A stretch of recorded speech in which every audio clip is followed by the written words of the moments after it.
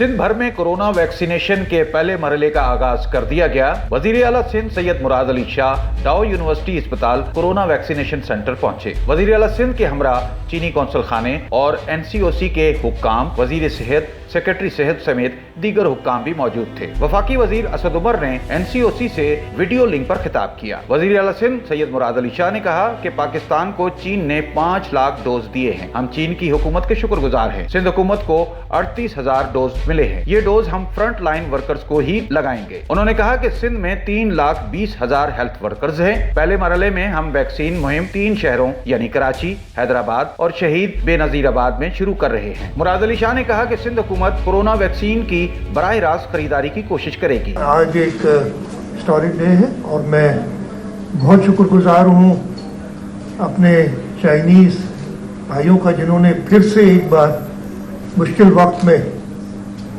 पाकिस्तान का साथ दिया। Excellency, we are very, very grateful, and through you we'd like to convey to the people and the government of China a deep appreciation for the help that you provided us. And it reminds me of a speech which Shaheed Zulfikar Ali Bhutto made back in 1967, when he said that when I look around, the only country whose interests align with us and who will help us is the People's Republic of China. And yet once again, the words of Shaheed Zulfikar Ali Bhutto have come true even in 2021, when the Chinese government, the Chinese people have come forward and given us this first vaccine of 500 doses free of cost.